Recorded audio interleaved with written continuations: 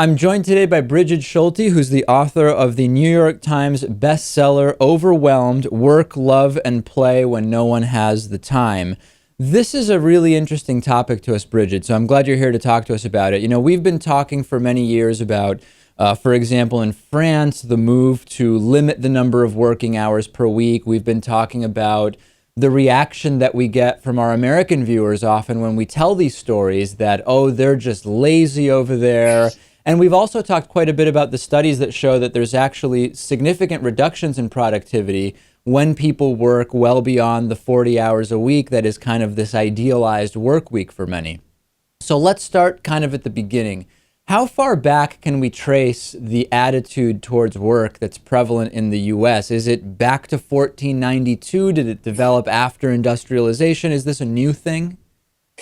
That's a great question. And really, when you look over the history, this kind of the course of history, we tend to think if you want to go all the way back to the medieval ages, granted, the people living in the United States, or it was not the United States at that time, had a very different lifestyle, the first Americans. But throughout history, when we've had these kind of agricultural communities, we tend to think, oh my goodness, these poor peasants, they worked from sunup to sundown, they were working all the time.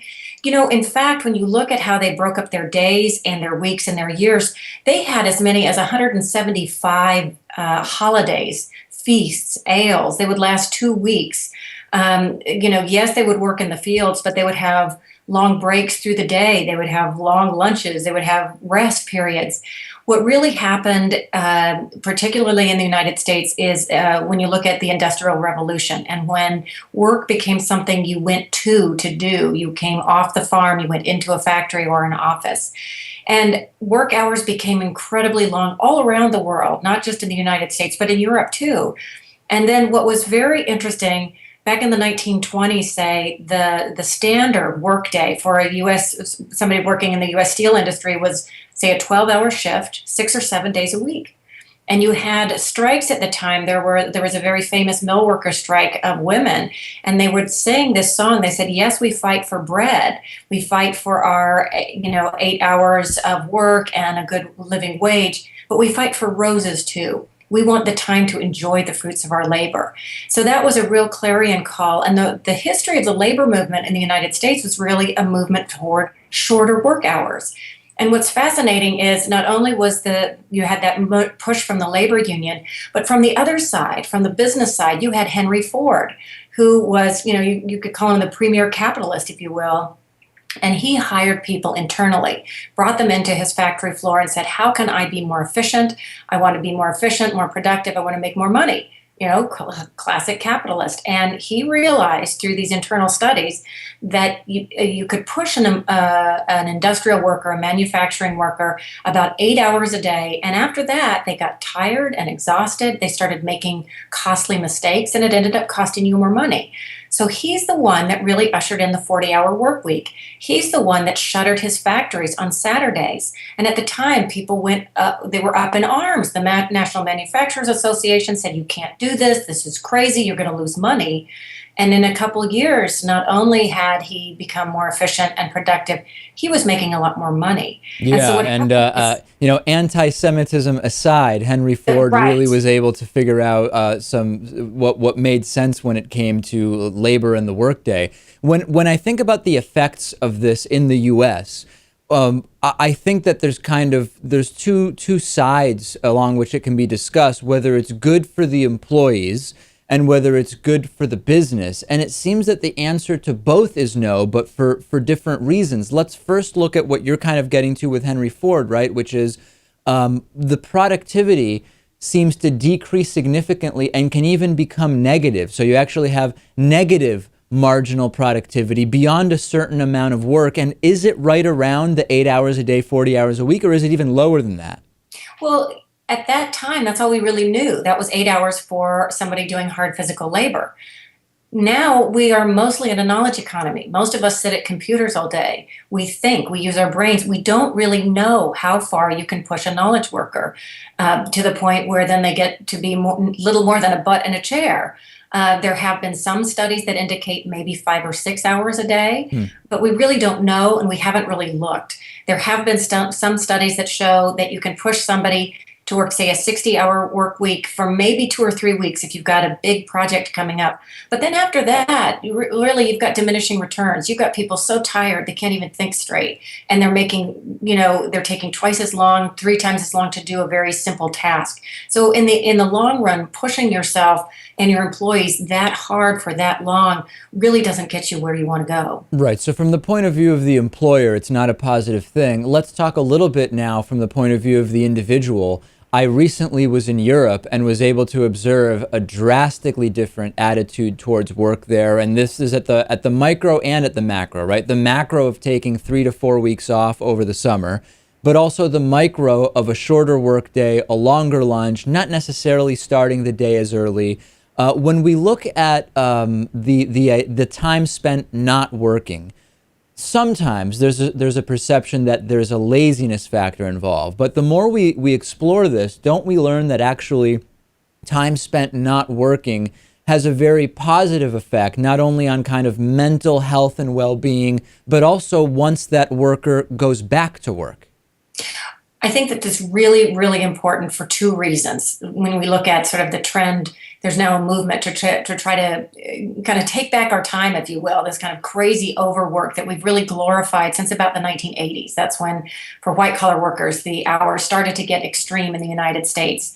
It's really important for two things, and one is productivity. You had mentioned how we compare with countries around the world. If you divide GDP per hours worked to get a measure of hourly productivity, the two countries that work the longest hours, Japan and South Korea, and we're just right behind them. Japan and South Korea are at the bottom of the list of the OECD's list of GDP per hours worked and the International Labor Organization, all these international comparisons. The country that's at the top, the number one country, is Norway. And I think that surprises a lot of people. Norway, you have the long vacations that are very typical in Europe. You have many of the family and social supports, like paid family leave, paid sick days that you have in many of the Scandinavian countries.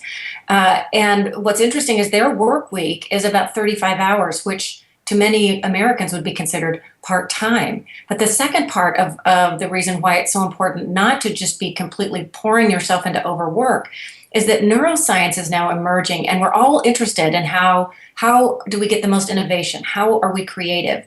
And our brains are wired for that moment of inspiration to come in, not when we're at work, but when we're away from work. That what you need is this oscillation between focused and concentrated work, concentrated study, and goofing off, doing nothing. That's why there's a reason that you get your best ideas in the shower, that you really need both kinds of time. The neuroscience is when you're idle, the default mode network of your brain lights up, and that connects pieces of your brain that don't typically communicate. And that's where you get a completely fresh idea. In the last minute or so we have left, I'd love to hear from you just maybe a hypothesis about how change could be affected in the US when it comes to this, because my observations are that you always have whatever level of employment, wherever in the kind of corporate hierarchy one is. I always talk to friends who say, regardless of the fact that the next level up of management tells me that this is how my work schedule is organized, I could be doing the same amount of work in half the time, a third the time, 3/4 of the time. But at every level of employment, at every level in the corporate hierarchy, you hear that, yet no one seems to be able to actually affect change. Individually, some companies have done this, right? But broadly speaking, that hasn't happened. What needs to happen to change the national attitude? Well, there's a couple things that need to happen. On the policy level, we are still governed by the Fair Labor Standards Act, which was set in 1938, that brought in the 40-hour work week, but that only protects hourly workers from overtime. And now that so many of us are salaried and knowledge workers, it doesn't say anything about overtime. So we've got a real policy issue that we should talk about. But the other, and probably the bigger issue, is our cultural attitudes. We tend to think that long hours in the office mean that you are the best worker. Right. And there are now emerging studies that show that it is so clearly not true. And yet people people hold on to it almost as if it were kind of a religious dogma. And so that's what we've got to get at. And I think the only way you get at that is by continuing to study, continuing to talk, continuing to get the truth out. And it's leaders. You've got to get another Henry Ford to set the stage and say, there is a different way to do this. And look, I'm doing it differently. I'm more productive. I'm more efficient. And we're making money. Yeah, the kind of badge of honor of saying you've been working 80-hour weeks should not really be such a badge of honor, maybe, is what we're saying. We've been speaking with Brigid Schulte. The book is Overwhelmed: Work, Love, and Play When No One Has the Time. Really great having you on. Thank you. Thanks so much for having me.